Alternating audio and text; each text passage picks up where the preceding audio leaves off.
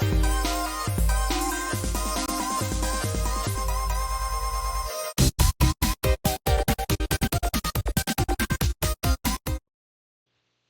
everybody, and welcome to our early comics review video. I'm Andy. I'm Matt. We're here with Infinity Flux Comics out of Chattanooga, Tennessee, and this is our little bit longer show where we show you some of the biggest and best books that are coming out this week. And let me tell you, there's some real humdingers. Yeah, this is a great week. This is. I really enjoyed almost everything I read, and it was a lot. So this is a really fantastic week for books. Yeah, even ones I was kind of iffy on going into, be like, I don't know if this is going to be for me, blew me away. Yep, for sure. So let's get into this week of books. Just a reminder, head over to infinityflux.net right now, where you can order these books. They are live right now, so you don't miss out on anything while supplies last, because you're not going to want to miss out on some of these. And starting with one of the best books of the week, Phoenix #1. And I was a little hesitant, because, you know, it's a book about Phoenix, who is, we were just talking about this like god-level character who can sometimes come across very aloof, very cold. Very almost. cold. Yeah. This is,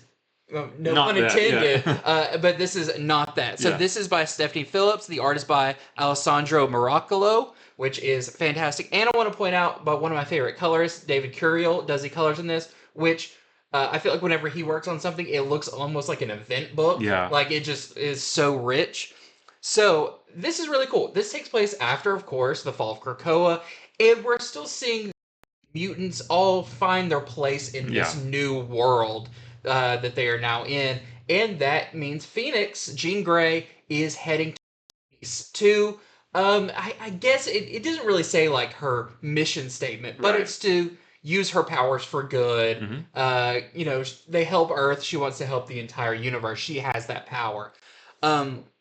There's great moments in here where she interacts with Scott, with Cyclops, who's back on Earth telepathically, where you really get a sense of like their current relationship, and it's great. Probably my favorite interaction between Jean Grey and Scott Summers that I've ever seen, and I'm not joking. Like, it was great. So it's great to kind of establish her connections to Earth, and also heading into space, where she is this super powerful being, and there is a distress call that goes out from I think it says it in some of the solicitations. I don't want to give it away, but it's a Space Marvel character that we haven't seen in a little while who's calling out for help because there is a prison ship, I guess, that stays near a black hole for escape reasons. You know, it's harder to escape from there. That is slowly getting pulled into the black hole, and Phoenix is this kind of psychic call to go and help them. And it's a hard thing because it's like, well, I mean, these are all the worst of the worst criminals. Shouldn't we just let them go? But, you know, there's the right thing to do is to save them. So it's up to Jean to try to figure out a way of stopping this, stopping the black hole, or helping people escape. And she really runs into a dilemma of, if I do one thing, something bad's going to happen. Or if I do this other thing, another bad thing's going to happen. So she's caught in a really weird place, and even with all her powers, has to make kind of these moral decisions that look like they're going to be haunting her for a long time. It even kind of says that in there, that the ramifications for her decision are going to be long-term. But it was super cool. There's some kind of fun cameos in it. We know coming up we're getting a lot more of Marvel Space characters. Number 2, we're going to have Corsair, which is her father-in-law, which he's also kind of a swashbuckling, you can't trust him type character. Right. He's a scoundrel. So we're going to get some awesome characters in this, as Phoenix is now kind of our next big cosmic space book for Marvel, and I'm all for it. Yeah, this was, you know, when they first announced a Phoenix book, I thought, okay, fine, whatever, that's fine.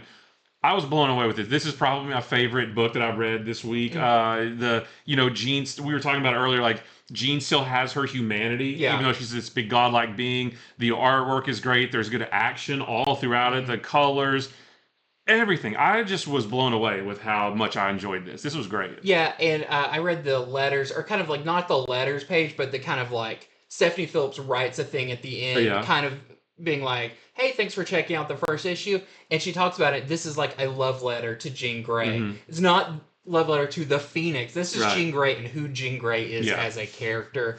and that shows through in a way that actually really endears her. Whereas sometimes she can, like you said, feel very cold and beyond a normal person's reasoning abilities. So I highly recommend picking up Phoenix #1. So far, it's 100%. Yeah, 2 for 2 on the From the Ashes era so far. Yeah, and it looks like we're getting one pretty much every week. So I'm sure maybe one of them's not going to hit as hard, but so far these are great. Yeah, so far so good. We've got our A cover right here. We've got a D'Urso Aliens variant, which she could definitely counter out in space. I feel like she wouldn't have too much of a trouble fighting some xenomorphs. Also, they can't fly, and she can just hover above them, shoot fire. We've got this really nice Akka variant. We've got a really nice Rose Besh variant. Kind of some Starfire here. Yeah. We've got a Peach Momoko variant. We've got, in case you were wondering about the spelling or the font, there is our logo variant for Phoenix. In case you couldn't see it on all of the other covers. We also have this really nice foil Joe Quesada cover. Yeah. Which is really cool. Feels a lot more classic Gene. Then we have a 1 in 25 Greg Land variant that we're selling for $29.99. And we also have this 1 in 50 Rose Besh Virgin variant we're selling for just under $70. And next for me is, or first for me, I guess, is Dark Knights of Steel Allwinter #1. This is our first foray back into the Dark Knights of Steel universe. And I'm super excited because I loved Dark Knights of Steel, and I'm so glad that we are back there now. So this is written by Jay Kristoff. The art is by Terso. And the entire book, almost the entire book, is in black and white. And when you read it, you'll see what I mean by almost. This is set 6 months after the main Dark Knights of Steel series that we got just a while back. In this story, it's just centered around Destro, who you can see on the cover. He's kind of like this old grizzled Viking assassin, mercenary for hire. He'll do whatever whatever you need him to do as long as you give him some coin. Well, Vandal Savage actually hires him to capture a monster he refers to as a Draugr from the pits of hell. And, it takes a little bit of convincing, but he accepts the job, and he sets out on a journey to track down this monster, and he goes with Killer Frost. So we're seeing a couple more characters in this universe, and Killer Frost tells him that, we're going to find this big monster, but this monster actually takes the form of a man, which was pretty interesting. And on their journey there, it doesn't really affect the overall book, but it's just a cool little action set piece. During the big journey, they fight like this big sea serpent kind of thing, and it looks really cool. You've got classic shots of Deathstroke with 2 hatchets jumping in the air like this, and it's really cool. And then they finally get to their destination where this monster supposedly is, and Deathstroke sees something that shocks him, just absolutely rocks his world basically. And I won't say anything more than that, but I will tell you that on the very last page, we do find out who or what this monster is. So you'll have to read it to find out what all that's all about. This also has a backup story called Dark Knights of Steel, Heir to the Sea. It's written by Tom Taylor, and the art is by Riccardo Federici. And that's actually set 25 years before the main Dark Knights of Steel series. And it features Jonathan and Martha Kent, and it's going to focus on not so much this issue, but this backup story is going to focus on Aquaman-related characters. So we didn't really see too many of those in the original Dark Knights of Steel either. So we're getting even more characters brought into this. So just a fantastic return to Dark Knights of Steel. And we do know that we are getting a proper sequel to Dark Knights of Steel at some point as well. These are just little extra stories to add on to it. But fantastic book. Artwork is great. Action, just everything about it. I thought it was fantastic. So we have our A cover right here. And then we've got... I love this. Really nice. Gerardo Zaffino and Romulo Fajardo Jr. cover. There's very like Kratos. Yeah, absolutely. And then we have this really nice Killer Frost foil variant by Homer. Okay, next up we've got another new #1. There's a bunch of them this week. It is Namor #1. This is by Jason Aaron, with art by Paul Davidson and Alex Linz. And you can see when the art changes in here. There's kind of some flashback stuff. So this is interesting. Out of all Marvel characters, and Namor I know a decent amount about, but he's still a very kind of elusive character. Is he friend or foe type thing? And you're used to seeing him in the water. Well, guess what? This cover, he's not in the water. This is a really interesting story. So this starts where Namor is he's been imprisoned. Yeah. In a kind of a seaside facility. The caption just says Sea Cage Prison, which is in the middle of the ocean. Right. But no access to water on here. Right, even though it is in the middle of the ocean, he's completely dried out. Basically. Right. This is a very brutal prison too. Yeah. They treat him horrible, very inhumane treatment for Namor. But Namor kind of just takes it, and very unlike him. He's a very proud character, very will face off against you in a moment's notice type thing. But he's very subdued in this. And we don't quite know why, but from everything he says through the narration and everything, he's kind of sworn off the ocean, the water. He's not going back there. He still needs water to survive, but he's like, even if I get, next to death, I'm not going in the ocean. Yeah, he's basically just accepted that he's going to die here, and he's fine with it, and we don't know why. One part I did really like about this, the narration, part of the narration that goes through kind of the disembodied narration voice feels very like you're reading like a Silver Age comic. It's like Namor, King of the Sea, all this stuff. But then the visuals don't reflect exactly what you're saying, which is really cool. But this is also interspersed with flashbacks to when Namor was a child. Of course, Atlanteans in the Marvel Universe are blue skinned, but he's half human. So he has pink skin. And he was raised and kind of went to school, homeschooled, but he eventually kind of convinces his parents to let him go out with all the other kids. And it doesn't go well as they bully him because he's different. And you start to see the Namor you later know come out in this backup story. Now, how that is going to relate to what's currently going on, I'm still not 100% sure. But there does seem to be something brewing in the ocean. Some division has happened among the different seas, and something may draw Namor back in, whether he likes to or not, because he might be the only one who can stop.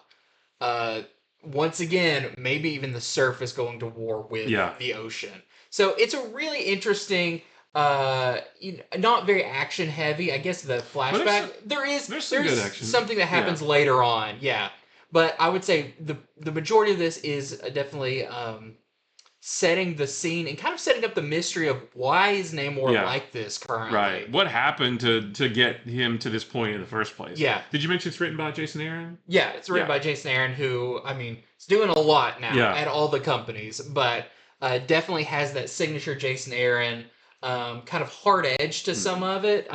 Just the stuff that Namor goes through in this prison is rough. Yeah. But I'm really interested to see where this goes. There is, like you said, there's some really cool action later on where some sea folk come calling to him while he's in prison too. That this is the tip of the iceberg of what seems like a very big story, and Jason Aaron's kind of teased that this is going to be kind of a revolutionary series for the character. Yeah, I think it was compared to Jason Aaron's Punisher that he did, sort of a character redefining thing. We don't get that just yet, just in this one issue, but there's several more to come. Yeah. So, very interesting new one, especially if you like some of that deep, rich storytelling. I feel like that's what this is. We're really digging into this character. So there's our A cover. Oh, there's also a cameo, I hope they're in more of it, by another sea-related Marvel character, and I just find him delightful. Right. I just love it anytime he shows up, but he's kind of in this hospital scene. So that is our A cover. We also have this really nice Alex Maleev variant. Feels very kind of movie poster. It's like, kind of reminds me of the Jaws poster, but just reversed. Yeah. We have this Kasara Deadpool variant. Deadpool kills the Marvel Universe. Deadpool's not in this. Nope, does not appear. I just feel like we should always say that. No, Deadpool's not here. And we have this 1 in 25 Elizabeth Torque variant we're selling for just under $20. All right, well, I've got another number one. This is Daredevil, Woman Without Fear, number one. This is a mini-series, but I'm not sure how many issues. I thought it was 3, but maybe I'm thinking of the last Daredevil, Woman Without Fear. This is written by Erica Schultz, and the art is by Michael Dowling. And in this one, Elektra's young friend Alice, who we saw... we've seen several times over the past. I don't remember exactly when. Maybe during Zdarsky's run, I think. She sort of kind of took on this new young girl that she's training. Well, Alice disappears mysteriously. And Elektra has no idea where she went. She does get a message from the Magia to go to Madripoor, which Madripoor is always, I think it's such a cool setting for comics, and we've had a lot of Madripoor stuff lately. So Elektra does go to Madripoor. She gets on a train there, but she's confronted by Crossbones. You see right there on the cover, Crossbones is like he's conducting the train. He's like... That's right. Crossbones is a Captain America villain, but now he's fighting Elektra, so that's really cool. Fitting, though. Yeah, and most of the issue is basically just a big, awesome fight on a train between Elektra and Crossbones. I mean, that sells itself right there. But I'm not going to tell you how it all shakes out, but I will go ahead and tell you, in case you're, hankering for another appearance of this guy, the new Punisher, Joe Garrison, shows up as well. And he's going to play a role in this series. And that's not a spoiler. That's been talked about in the solicitations. I think he's on the cover for issue number 2. Yeah. It's not like a big revelation. We kind of knew, if you've been looking, you kind of know that he's showing up. But it's just cool because we haven't seen him in anything other than his own 4-issue series. And now he's back. I don't know why he's there yet, but more to come on that. We're going to find out. But yeah, just a really good. I like the artwork. Tons of action. It's cool. It's very Jason Bourne. I got to use a train and I got to hit this guy, I gotta pull him into the pole and knock him out, and then kick him through the window and that kind of thing.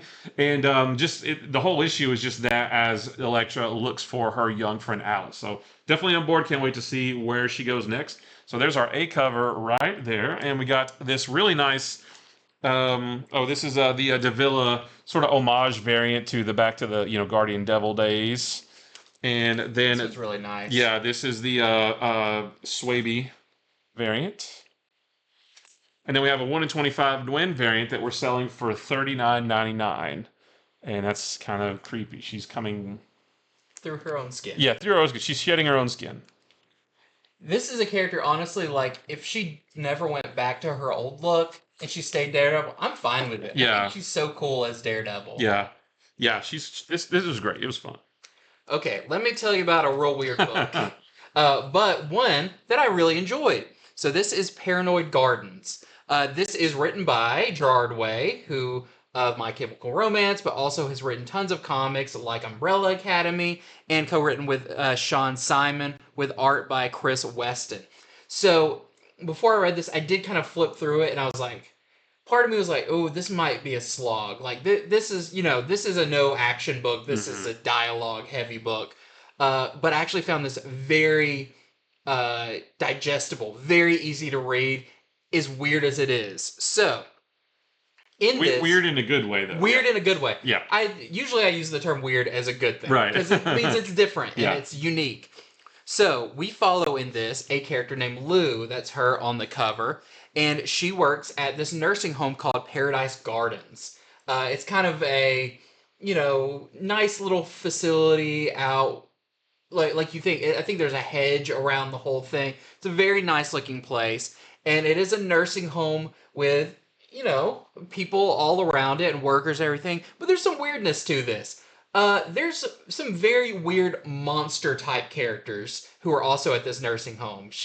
There's a 4-armed, green, almost alien looking person that she's taking care of at the very beginning. And we do learn through some dialogue that she's been working there 4 months. And she also doesn't remember her life before working there. Oh. So there seems to be something weird about this place, kind of cuts ties with the outside world. So like I said, there's not only weird, kind of alien or monstrous people, there's regular looking people, but then there's 4-armed people or giant purple people, and Do they eat? Are they giant purple people eaters? I haven't seen yet. It looks like they just have normal food. Okay, We'll see. Bummer. But also some of the like nurses in there, even the head nurse is a very weird looking creature that has like 3 rows of teeth, and you'll see on the variant cover. It's a very odd looking character. But one day, well, part of this is Lou is she seems to be she's younger than a lot of the other people that work there, and so she tries to bring kind of her own spin on things. There's this puppet show that has gone on day after day there for as long as people can remember. No one thinks it's funny. It's just no one pays attention to it, and then she gets a sock and she starts doing like kind of like heckling the puppet show, and they all start laughing, and then the head nurse comes out. It's like, you can't do that. That's not part of the curriculum. Whatever. So she's kind of bucking the system a little bit.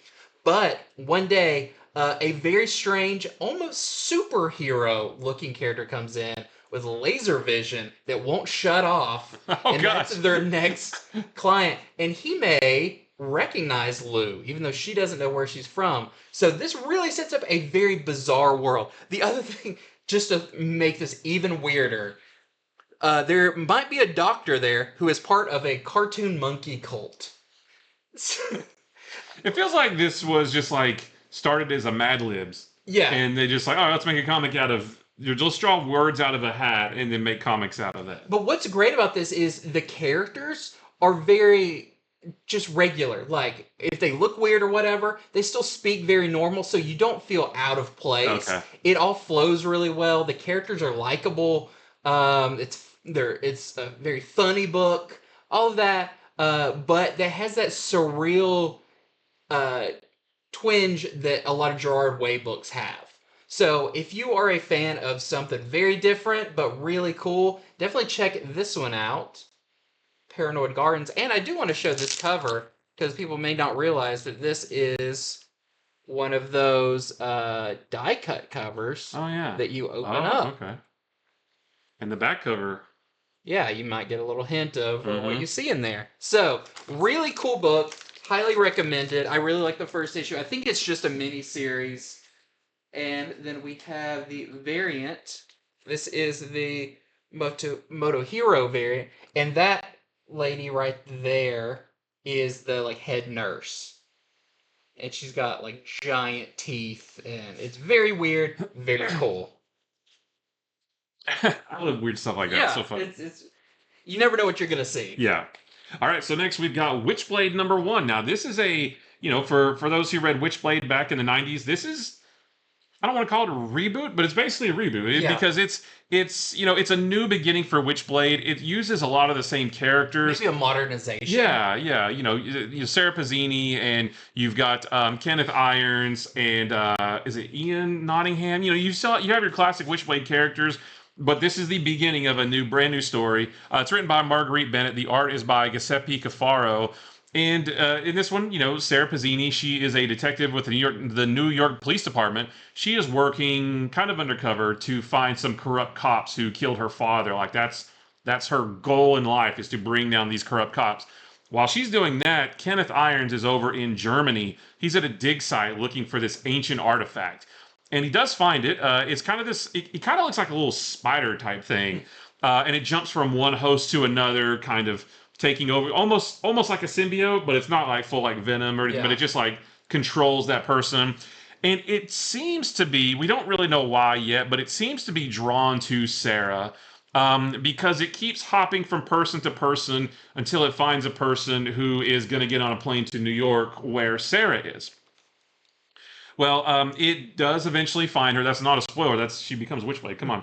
But it does eventually find her. She's in the middle of an undercover sting operation, and it bonds to her right at the perfect time, unleashing powers that she doesn't yet understand. So that's kind of your setup. Again, this is if you read Witchblade, this isn't going to be super new to you. However, I did go back just to refresh my memory as to the original Witchblade #1 from back in the 90s, and the way she comes about getting the Witchblade then versus here is wildly different, but the end result is the same. She winds up with this ancient relic that gives her these powers. She does look a little bit different, but it's not like a big glove. It's it almost looks like a little bracelet, if you will, but it's like a little spidery type thing. But like I said, it does have some of the characters from the classic Witchblade. Kenneth Irons is still this corporate rich guy who's doing bad things, and Nottingham is in there as well. So I thought I was into it though. I never read really a lot of Witchblade back in the day, but I'm into this. I want to keep going with this. So yeah, if you're a fan of Witchblade, I would highly recommend checking this out to see if you think it's a worthy new telling of these characters or not. But I like it for sure. So we have our A cover right here by Mark Silvestri. What he has to do with that character? I don't know. He just, I guess he was like, hey, that sounds fun. Can I do it? And then we got this really nice one by Cafaro. That is your interior artist right there. And it looks really good. Good action, good artwork in this. I like that. And then there's a 1 in 10 Danny variant that we're selling for $6.99. I think it's a worthy modernization. Yeah. Okay, next up, we've got Superman number 16, and my first note on this is fantastic issue. Yes, it was. I concur. I love this issue. I've loved the Superman run so far. I don't think it's ever dropped below really good. Yeah. But I think on occasion it goes higher to like excellent. Excellent. Yeah. I think this is one of those. So this isn't a absolute power tie. Yeah. And a really good one at that. So we've got. This takes place right after Absolute Power number 1. Yes. Superman has been shot. Since he no longer has his powers, it really did some damage. And now he has been taken to the Fortress of Solitude to recover, thanks to Mr. Terrific and one of my favorite characters, Dr. Midnight. Yeah. I love Dr. Midnight. But so part of this is Superman recovering. Of course, we know he's not dead. We've seen that he does end up wearing a black suit. Yeah. Very and there's reasons for that, which is really cool. We've seen him wearing the black suit in the preview images. And so if you're wondering where does he get that, he does get it in this book. Because I think too, I saw I've kind of skimmed through Absolute Power number 2, and he's already wearing it in that, and I was like, oh, I guess that might happen in Superman. Yeah. So yes, it does happen in this. But the other part of the story is Zatanna, who has lost her powers because of all Amanda Waller stuff, where she can even take away... It's almost like she took away the knowledge of spells for certain people. I think that's what happened to Constantine, where he forgot the right words. Well, it said in the in Absolute Power number 1, it said, if you have powers, you're going to lose them. If you use magic, you'll forget... how to cast it or something like that. Because we see her try that. She tries to open a door by saying open backwards, and it doesn't do anything. And she's like, not working. Bummer. But she is being pursued by Amanda Waller, and I don't know what her goons are. They're just dudes in suits, but they're kind of the on-the-ground guys. They're the stormtroopers. Yeah, they are the stormtroopers of this. I don't want to give away too much about this issue, but Zatanna does manage to get away. And they all kind of recoup at the Fortress of Solitude. It's really cool there to see who is remaining. Yeah. And she even notes, like, this is way less people than I thought was going to be here. Well, I don't know that it's not that they're remaining. It's just they're the only ones who have been able to get there so far. Yeah. But they want to get more people there. Right. And a lot of this is about, okay, how do we protect more heroes who have lost their powers or on the run? And Zatanna has an idea about that, and it's a very magic way of doing it, but it seems very dangerous at the same time. And it will require Superman's help, so we are going to be getting a Zatanna Superman team up, which I can't wait for. Yeah. This kind of just sets the stage for, I guess, what Superman's mission during Absolute Power is going to be, right. At least for a little while. But the other things I want to point out in this is some great characters that you don't see a lot show up. That's one of the things I loved about this. Like I said, there's Dr. Midnight. I don't want to give away all of them, but there's just interactions between characters like, wow, we don't see them a lot, and this is refreshing. It's cool. Basically, everybody I saw in there was like, well, can we get a series of them, please? Yeah. I would love that, Yeah, that was all really fun. This was just it felt like it raised the stakes for Absolute Power. You saw more of like, with Zatanna on the run, like, oh, this is serious business.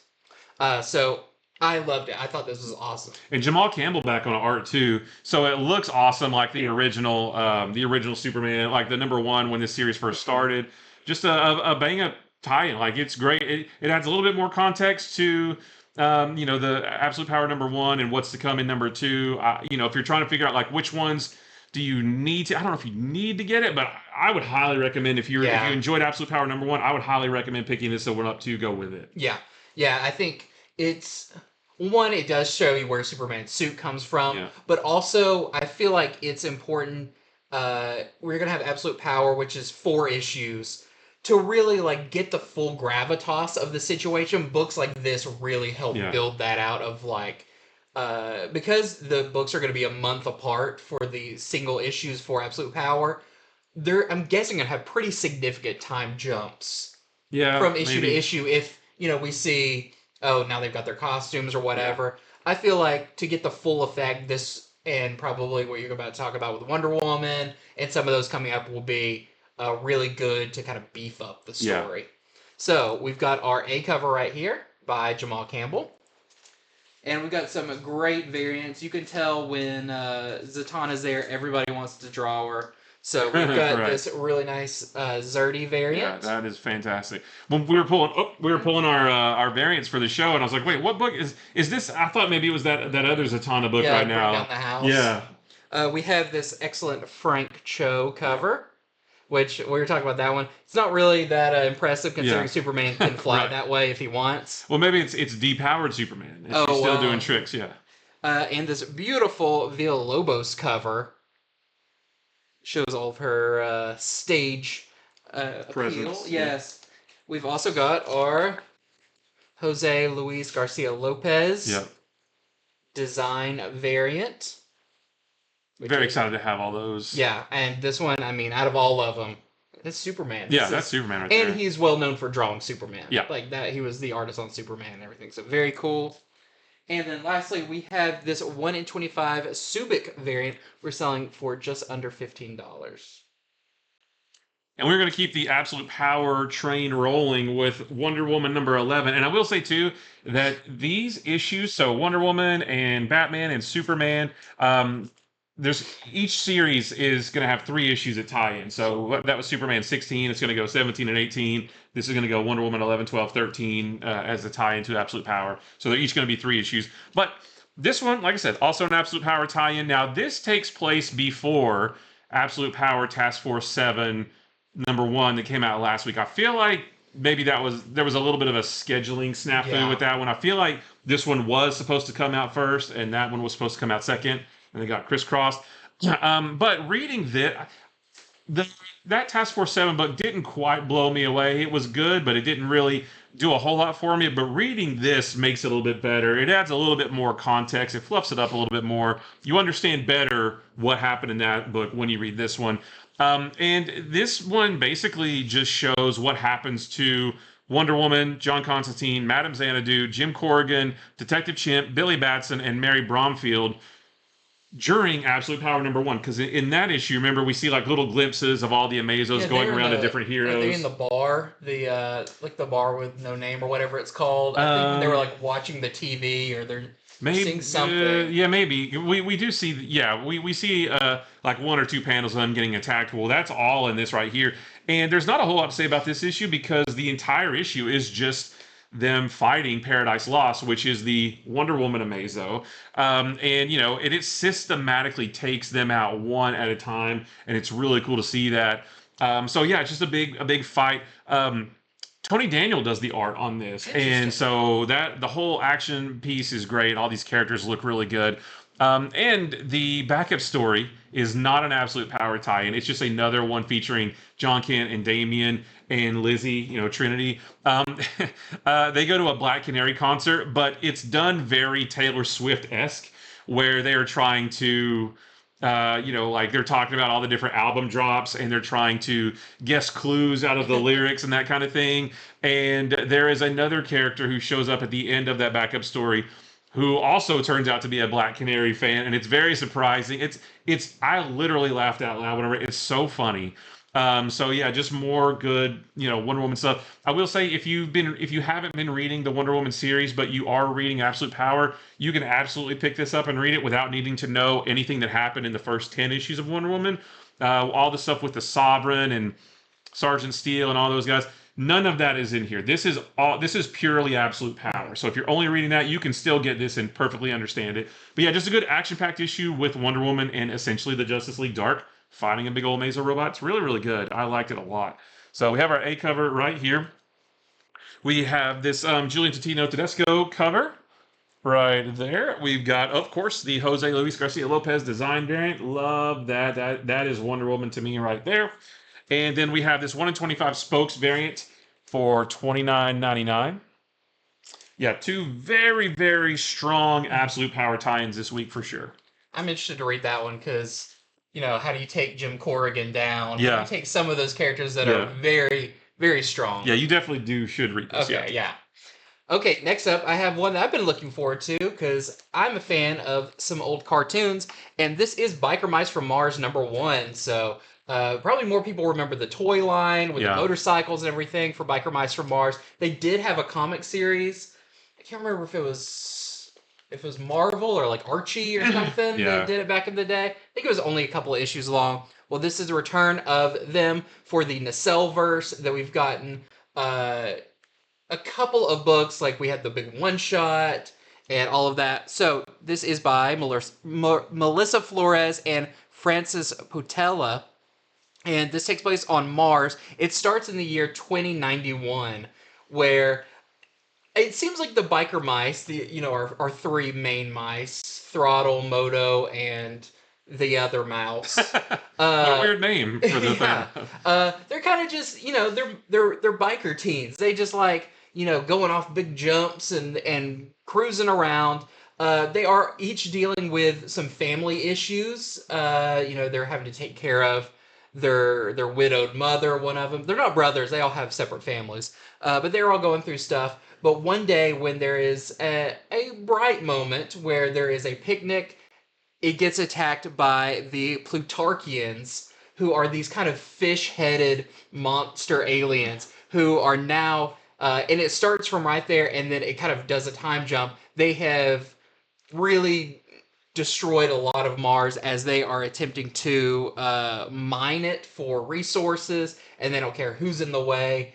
And now the biker mice have been kind of on the same road they used to, like, just ride their bikes on. There's been weapons moving back and forth from the Plutarchians, and now they interrupt those shipments and stuff. They kind of become these freedom fighters. Yeah.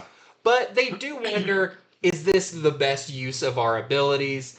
Even another one of the people who works for the mouse military is like, you can do this for a while, but eventually this is gonna get bigger and bigger, and you can't any longer, like, just stop them with your motorcycles. So they wonder, should we join up with the military to stop them? It's a really almost like hippies, should they join the army? Yeah, they do better doing that. Easy Rider a little bit. That kind of stuff. But I thought it was really cool, a really interesting first issue of this. A lot of action, a lot of motorcycles. Just a really fun issue, and I think it's only 3 issues long for this miniseries. It is getting an animated series also, that I think this might be the prequel comic to. Same with like RoboForce and all of those are all getting their own thing. So pick out #1. Isn't there a new toy line as well? Yeah. There is. They've made them of basically all the ones that are getting comics. So it's very cool. We've got our A cover right here. And this is also, it's like Nacelle Comics, but it is through Oni. Okay, Is the publisher. We have this really cool Cruise variant. We've got this Gedeon variant, which I think that's closer to what they're going to look like in the show, which they're just ripped. Yeah, that looks good. I like that. And this is our 1 in 10 Weaver variant, where you're selling for $6.99. They do give you the way they interact is very Ninja Turtles. Oh yeah. They're just fun-loving dudes, but they can get serious when they need to. Nice. All right. Well, I've got here Destro #2, our next Energon Universe book.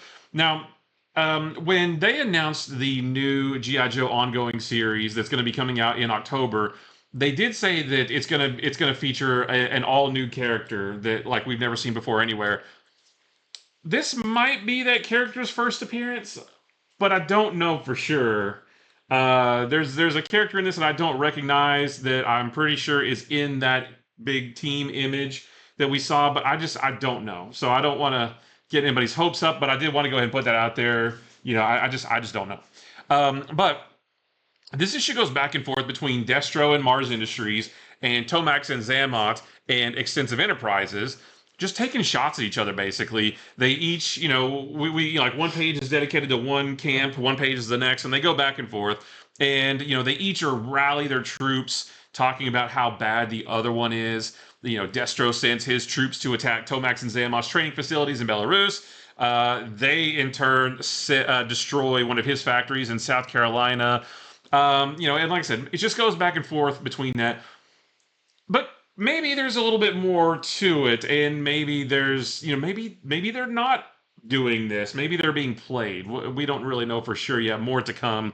But yeah, just another really solid issue of Destro. I wasn't super high on the first one. I did think this one was much better. We're really in the meat and potatoes now. Like, we really know what this is going to be. Plus, I think it's fascinating that we have all these little factions. We've got, you know, Mars Industries, and we've got Cobra and his, you know, crew. Now we've got Tomax and Zammot, and we know at some point, eventually, they are all going to coalesce and form Cobra.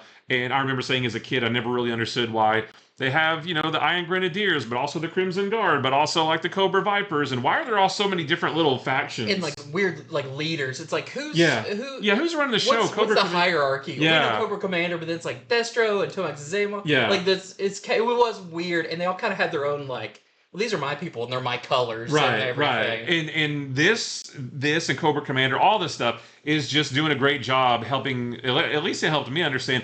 Oh, they actually used to not be together. They were their own little factions, and eventually they're all going to come together as Cobra. And that's what I think is fascinating. So yeah, definitely a great issue of Destro. The Energon universe keeps on trucking very, very strong.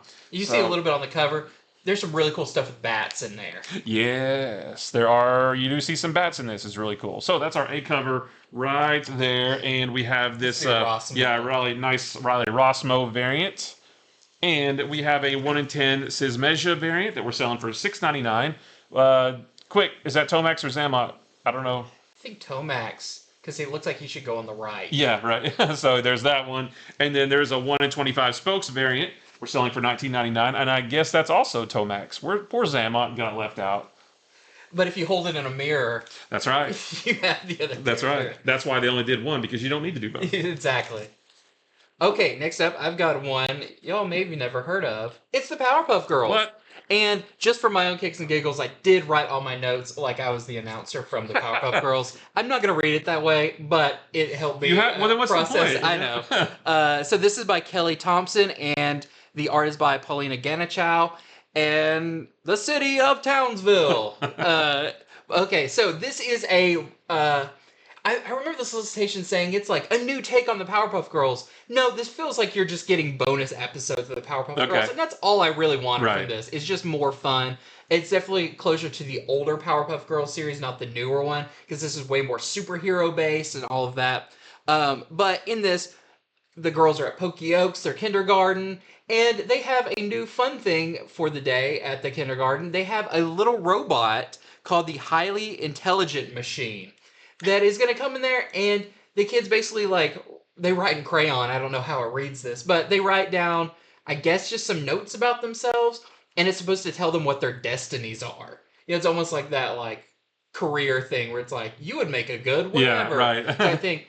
And the Powerpuff Girls are like, we know we're supposed to be superheroes. We're doing it. And they're like, oh, just, you know, maybe we don't know what our destinies entail. So they put it in there, and turns out they all have separate destinies that separate them. Oh. And we see what that would be like as they try to fulfill them. And it's very funny. They all fit with it very well, what each of their jobs would be and everything. But maybe there's something a little nefarious. Maybe this was a scheme to break up the Powerpuff Girls. I think all these are going to be one and done issues. You know, there's no cliffhanger in this. It's just, you know, once again, the day is saved thanks to the Yeah. Powerpuff Girls, which is really fun. I thought the art was great. Is totally on point. Even some of the background characters that were very simple, they didn't look as, rendered and stuff as Powerpuff Girls.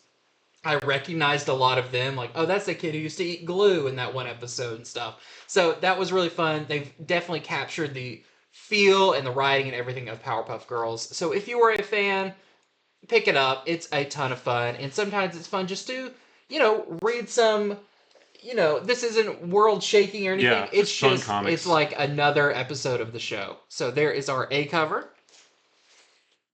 We've got a Romero variant. We've got of course, a blank sketch variant. We've got the Darbo variant, which I'm getting because I was always a Bubbles fan. We also have a Baldari variant. I think the next issue is supposed to have Mojo Jojo in it. So, I mean, that's what everybody's waiting for. We have a 1 in 15 Baldari foil variant we're selling for $11.99. We have a 1 in 10 Baldari variant we're selling for $9.99 of that same one, just no foil. We've got a 1 in 10 Darbo foil variant we're selling for $9.99. And to round it all up, a 1 in 15 Darbo variant we're selling for $11.99, the Virgin version. See, a real Bubbles fan would have gotten that. Well, sometimes it's harder to see on the foil. Yeah, that's true. I want it to look like the show, Yeah, absolutely. All right, well, I'm going to talk about Incredible Hulk number 14. However, it's going to be... not. Well, not really, right? Switcheroo. Yeah, so I am way behind on Hulk. We haven't been covering it on this show for a while, but I wanted to just highlight this one real quick because this is the first part of the Deadpool Wolverine weapon extraction backup story. So we've been talking about it for a while on our Comics from the Future shows about, it's part 7 of the backup story. Well, it all starts right here. So if you are interested in that story, this is where it starts. It's written by Ryan North and the art is by Javier Gueron. It's only 5 pages though, and I have a feeling that it takes place across 8 issues. The backup story in 8 different issues, 5 pages each. I have a feeling it's probably going to get collected in a 40-page single issue at some point. But that's not I feel like that's going to happen. I'm not actually saying that. But in this one, the very start of this, Wolverine walks into a bar and he sees Deadpool already there. And he wants a drink alone, so he hightails it out of there, but Deadpool chases after him. But while he's hurrying after Wolverine, this portal opens up out of nowhere and sucks the both of them in. And actually kind of sort of looks like the portal that's in the trailer for the movie. Not 100%, but it kind of reminded me of that. And as Deadpool is getting sucked in, he breaks the fourth wall and looks at the reader and talks about that the 616 universe is starting to crumble. And it actually kind of shows like the panel starts to sort of crumble away a little bit and that only he and Wolverine can save it. So not really sure what's going on, or where they're going to go, what they're going to have to do, but yeah, we'll have to wait and see. But I just want to let you know that part 1 of that backup story starts here in Hulk number 14, and the second part is in Captain America number 11, which comes out next week. So we may cover that. I'm not too sure yet, but yeah, just wanted to let you know about that. But we also have this really cool Hulk cover for our A cover right here, and there is also this nice Delato Hulk cover. And then if you're wanting to buy these just for the Deadpool Wolverine story, all the parts have a specific Deadpool Wolverine cover. This one is by Javier Gueron, who is your interior artist. And yeah, like you said, you could get all of just these types of covers and have just, your Deadpool Wolverine story across 8 issues. Okay, next up, I've got Ultimate X-Men number 5. So this continues to be a very interesting book. In this one, Hisako and May attend a psychic reading with Nico Minoru. Basically to see, because, Nico claims that she's psychic, and they're like, well, if you're psychic, can you look at this amulet I got, the armor has that looks like her armor power, and tell us anything about it. Where's it from? Who had it before? All of that. But they might get more than they bargained for when they start poking and prodding this little amulet. Plus, Nico talks about her grandmother's stories about a cult that uses blood rituals, and they call themselves Homo Superior, which for X-Men fans is a very familiar term. And it's a cult that Hisako will have to face if she's going to stop this shadowy figure that's been throughout this entire series. So this issue 5, it definitely doesn't wrap up, at least didn't feel like the first story arc. Like, Oh, definitely I not. think Black Panther kind of did, or... What? 6. 6, The other ones yeah. went 6, yeah. So maybe issue 6, it'll really start pulling the ties together for a lot of things, but it still feels kind of like a lot of little stories, and we don't have a whole lot of answers for the characters in this, but we'll have to see when the next issue comes around. Because we still haven't even... We've seen the other characters that are supposedly this new team like a couple of issues ago on covers, but they still haven't really been in the issue yet. Yeah, I did find this a little bit confusing, and I will say that for those folks who really love Ultimate X-Men, this series, you're going to like this. Mm-hmm. And if you're not the biggest fan of it, this isn't going to do a whole lot to change your mind. Yeah. I'll tell you that much. This is more of the same, whether that's a good thing or a bad thing for you. But it was interesting, though, because I feel like they are starting to slowly but surely breach into some answers. And they're starting to talk about our questions. What is a mutant in this world? And that kind of thing. They're starting to get there. They do talk about what is a mutant and how do you get your mutant abilities and stuff in here. It's still very vague. It's you know, some things are suggested but not confirmed. Yeah. And I would say pretty big names are thrown around, as in titles of teams. We'll say that. So that is issue number 5 of Ultimate X-Men. We also have this Peach Momoko variant with Surge, which there's some weird stuff going on with Surge. Yeah. And the other character that I think we got his name briefly, but it's not familiar. Shinobu or something like that. Yeah, who's on this cover. This is the Megan Hetrick variant, which even that cover, makes me feel like he's Shadow King or related. I honestly have no idea. Yeah, honestly no idea. This is a super cool cover, though. This is the Pepe Larraz cover, where it's almost like, hey, if this was like a mainstream X book, what would it look like? Yeah, like I want to read a story about that team. Yeah. You know? Where are they? Because they haven't been... All these characters, I don't even think have interacted with each other yet. So that's the Larraz cover. And then we also have this really nice Inkjet Flea 1-in-25 variant with Nico that we're selling for just under $20. All right, well, next I've got the Immortal Thor annual. This is part 3 of the Infinity Watch story. And just like the Spider-Man one from, I think it was last week, you could pretty much just read this on its own. It doesn't really, like set up anything big. Like, it's more or less a one and done. So if you're not reading the rest of the Infinity Watch stuff, but you are getting Thor, go ahead and get this. You'll be just fine. But in this one, Thor wants to obtain the Power Stone to help with all the challenges that he's facing in the main Immortal Thor series. But we know that all of the Infinity Stones have bonded with people, and the Power Stone has bonded with a guy who calls himself the Prince of Power. But he changes his name twice in this issue, which is really kind of funny. He's a big old idiot. I'll tell you that much right now. Kind of a He-Man. But like really dumb. He's a big old dummy, and that's not being mean. Like you'll see it when you read it. So Thor has to track him down to because he's looking for the Power Stone. But someone else is also seeking out the Prince of Power. There's this intergalactic gladiator named DKoS Slatterus, and basically the three of them just come into a big conflict with each other. And hilarity ensues almost literally, like, because this guy's just a big, he's really dumb. He's like an airhead. Yeah. And, but it's funny. There's some good action, obviously, with Thor. It's 3 big, strong guys fighting each other, so it's really fun. But, like I said, you can read this. This is almost a one and done. I don't even really know how it ties in to the overall story. Oh, and then there's the backup story, which has been continuing across.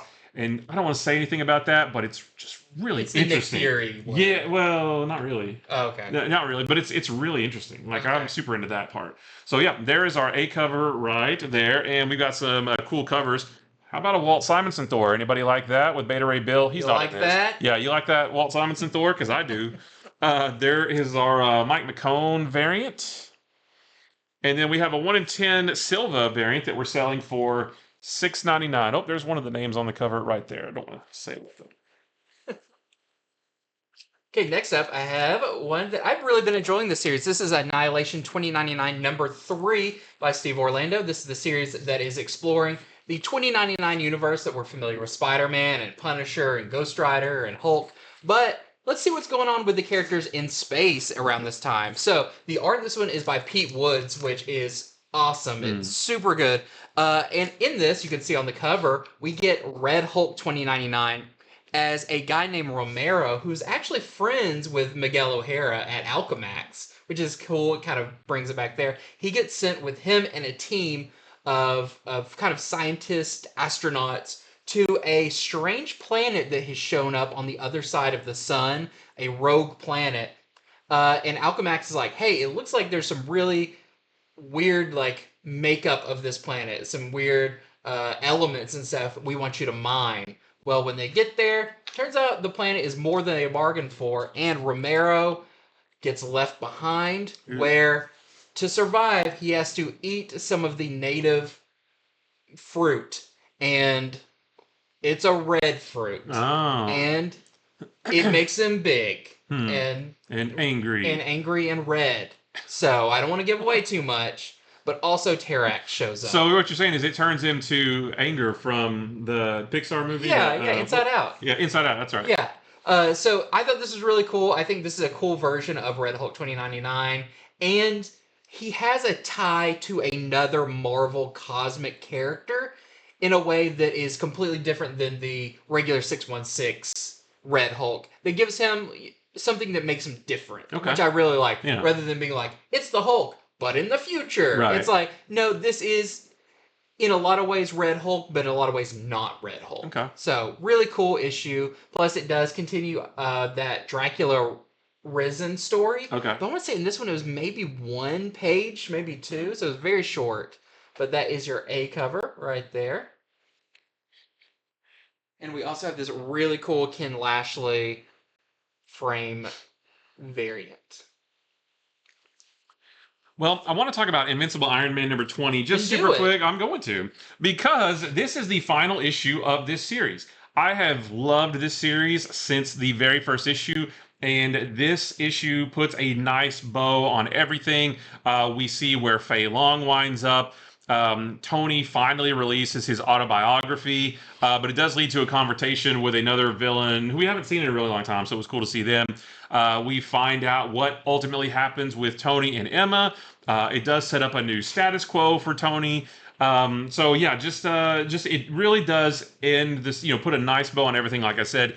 Now, I'm going to say this book does not announce a new title, but I have a really strong feeling we're going to get a new title announcement, or maybe 2 very soon, and I'm just going to leave it at that. But yeah, just want to let you know, if you've been buying the series, don't miss this one because it is the last issue, and it's really, really good. The whole thing, all 20, well, there was 1 issue I didn't like, but the other 19 issues have been absolutely fantastic. So yeah, number 20 right there, that's our A cover. We have this really awesome Frigeri variant, which he was the main artist throughout most of it.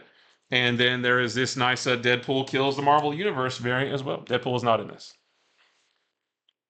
Eventually we're going to hit one and you go, Deadpool actually was in this, yeah.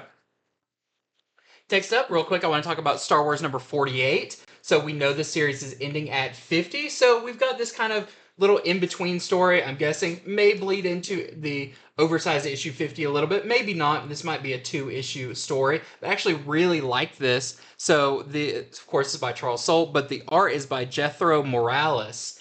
And in this, Leia is having nightmares about Alderaan. I like when they bring up this issue because she seems to, in the movies, recover from the death of her entire planet really easily. Yeah. But in the comics, they've actually really drawn it out. And she's kind of put on a brave face, but at night she's having nightmares. Even some of her nightmares show her being the one who pulled the lever and destroyed and shot Alderaan, which is really messing her up. She's like, I thought it was just the handle to flush the toilet. Oh no, accidentally. Yeah, it's really dark. But when she wakes up, there is one of her other fellow Alderaanian escapees who we've seen a few times. Yvonne Villain, who's a really cool pilot from way back when Marvel started publishing the Star Wars comics. Oh, okay. That was in the Princess Leia miniseries. Oh. So that was really cool to see her back. And she tells Leia, hey, we've had the surviving people from Alderaan who were off planet. The Empire wants to destroy them too, but they've been keeping a low profile. But they haven't been checking in. and we think something bad happened. So Leia and Yvonne and Luke go to basically find out what happened to these missing natives of Alderaan. And of course, it's never as easy as it seems. Yeah. So I thought this was really cool. This was a really nice, after that whole Lando, the trial of Lando and everything, a nice, I can tell this is going to be kind of a short thing, at most 3 issues. Mm-hmm. So I thought it was really cool. And yeah, definitely check it out. That is our A cover. We also have a Ron Lim variant with Lando. And after reading it, this makes this cover a lot darker. This is our 1 to 25 League Our Bet variant. We're selling for just under $15. All right, well, I've got Nightwing number 116. This is part 3 of the 5-part Fallen Grayson storyline. So after this, we have 2 more issues with Tom Taylor and Bruno Redondo. And, you know, at this point in this storyline, Dick Grayson has been framed as being heartless. Not like he's mean, but like the character Heartless. And he's also been framed for all of the bad things that Heartless has done. And it's a good frame job too. Like I don't know how he's going to get out of this one, but so you know he is able to escape police custody and realizes that to expose Heartless, he first needs to conquer his fear of heights. He hasn't been able to leap for a long time, and in order to do that, he needs to travel to a faraway place to get help from the one person who can help him. I'm not going to tell you who it is, but that's our A cover right there. A fellow circus. Yeah, that's performer. right.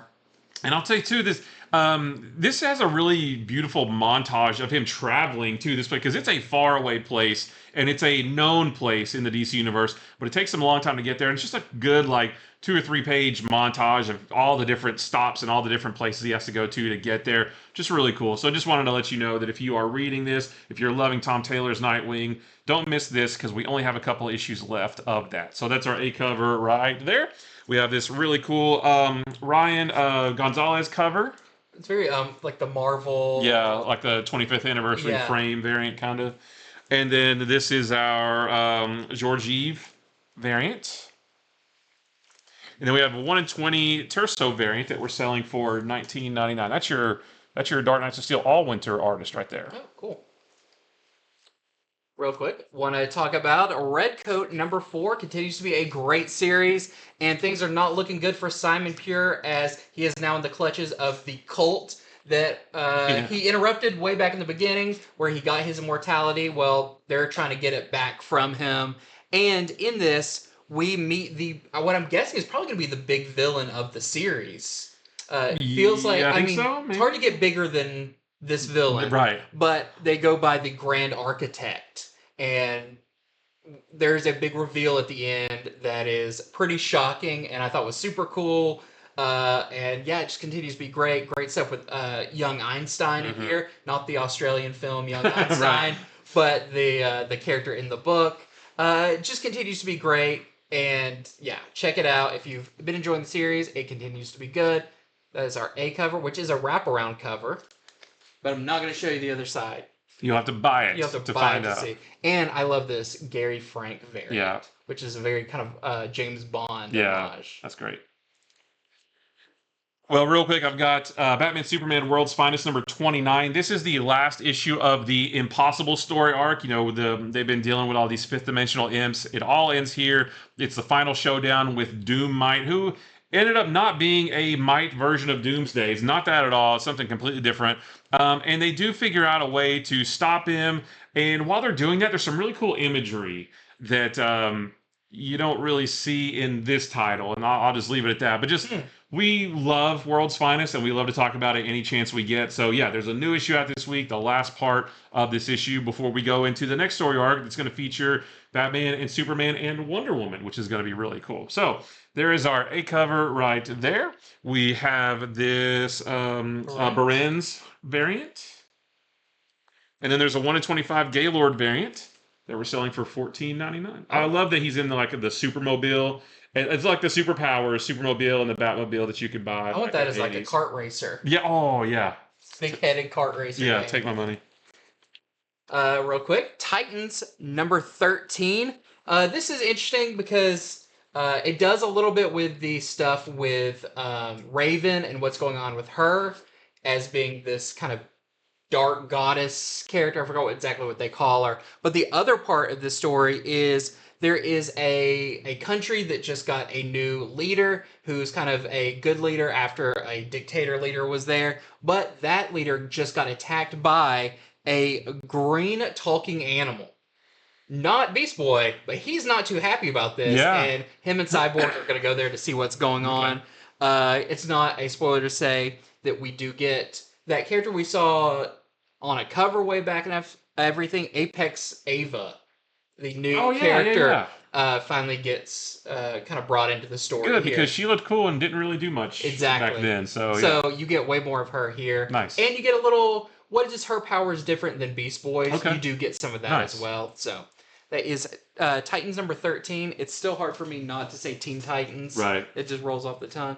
And we also have this really cool Rossimo variant. Nightwing's doing all the leaping there. Yeah, he's fine there. No worries. And we have this, I believe this is the Manahini variant as well. I like that. Well, guys, we're not done with Blood Hunt yet. We haven't talked about this week's Blood Hunt tie-ins. So we're going to start with X-Men Blood Hunt, Laura Kinney, the Wolverine, number 1, which is, the last of these one-shot X-Men tie-ins featuring various female characters of the X-Men teams. This is written by Stephanie Phillips, who, killed it on Phoenix, and then now she did a great job here too. The art is by Robert Gill, and in this one, Laura Kinney, Wolverine, she fights her way through this horde of vampires in a rundown building because she's looking for Gabby. Well, Gabby had come to the same place the night before looking for any mutants that the vampires might have kidnapped, but she ended up getting captured herself, and that's how Laura knew that she was captured, because she didn't show up where she was supposed to the night before. So Laura Kinney, Wolverine, comes to rescue her, which she does. But before they're on their way out, before they leave, they find another character who's being held captive there, and I won't spoil who it is. And then from there, the rest of the issue just becomes Laura and Gabby fighting just a whole horde of vampires to try to free this other character and get them out. And that's pretty much it. It's not super important to the main story, but it's just a really good, fun, one-and-done action issue of 2 Wolverines just slashing up a bunch of vampires. It was really cool. So just wanted to let you know about that nice one-and-done story. So there's our A cover right there. We have this Federico Vincentini variant. And then we have this Peach Momoko variant. And I had Dracula Blood Hunt number 3. This is the final issue of this 3-part story that I've really enjoyed. I think the art is fantastic, and Dracula's been super cool in it. Brielle's been really cool. On this one, this does take place before issue 5, of course, because it's the final issue, but it still says the events in this take place before it. Yeah. And it's kind of all coming to a head here as Brielle, something happens and she kind of goes into a weird dream. Yeah. It's hard to tell exactly what happened to her, but she does get confronted, which I think it has to do with, was it Varney? Varney, who was the first vampire who was... He's kind of toying with her. Yeah. And she sees images of her father, and she kind of has to make a big decision while that's going on. Meanwhile, on the regular Earth, in the middle of the street, Dracula fights a giant kind of horrifying monster thing. Yeah. Yeah, my notes say basically that Dracula fights a big vampire monster, while Bloodline fights somebody else in a battle of wills in her mind. Yeah. So 2 different battles going on 2 different fronts in this. But there's a lot of action, which is really cool. And the artwork's great. Yeah. And the monster design for the vampire monster, really weird, very, I don't know, otherworldly, that I thought was really cool. So, yeah, just wrapping up a really good 3-issue miniseries as we are now getting close to the latter half of Blood Hunt. Yeah, number 5, the last issue comes out on the 31st. Yep. So we got 2 more weeks of Blood Hunt, and then it'll be done, more or less. And then we also have this, we say his name a lot, Manahini variant. Well, I've got Amazing Spider-Man Blood Hunt number 3. So did you mention so that Dracula, that's the last issue of that. This is the last issue of this tie-in as well. Spider-Man, Misty Knight, and the Lizard, they bust into Hemoglobin Incorporated, which I think is hilarious, to find Colleen Wing, Morbius, and also the cure that Morbius has been working on. And they each split up to go accomplish these tasks. And there's really good action scenes with each one of them as they try to go accomplish their tasks.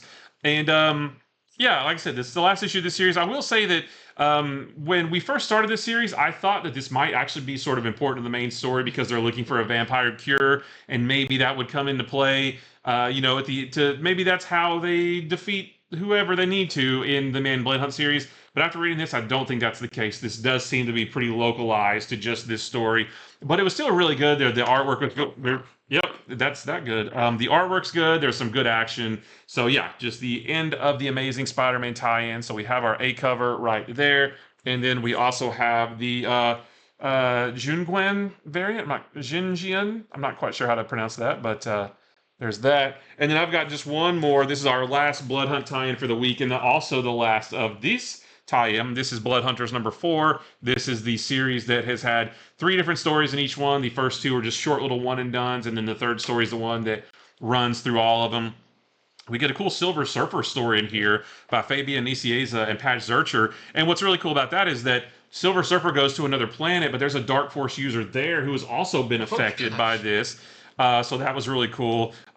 We also get a story with Satana, which is, the daughter of Satan, as she has to deal with a very rowdy bunch of vampires in her club. There's some good action in that as well. And then there's the main story with Hallows Eve and White Widow, Dagger, and Elsa Bloodstone. Hallows Eve joins their group, I guess officially. They fight another group of vampires, and she puts on a fun mask that gives her fun powers. I'll have to show you later.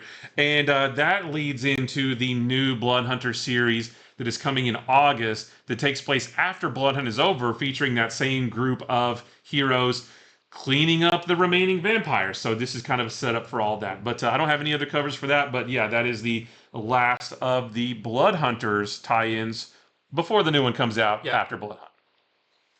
Well, and that is it. It was a big week, a lot of number ones, a lot of really good books. It was a batting above average this week. This was a great week. It was a great week, so you're going to have a great time when you go into your store or you shop with us at infinityflux.net. You can't really go wrong. A lot of really good stuff this week. So, like we said, while supplies last, grab those. And stay tuned for our show coming up on Wednesday, where we'll be going over books that you can pre-order by the weekend, so you don't miss out on any of those. And if you stay to the end of the show, we loved Phoenix. Is there a bird? Can you leave us like a bird and some fire or something like that? A bird and some fire. Leave us a bird on fire. So thank you so much for watching, and remember to like, subscribe, all that good stuff. And until next time, see ya.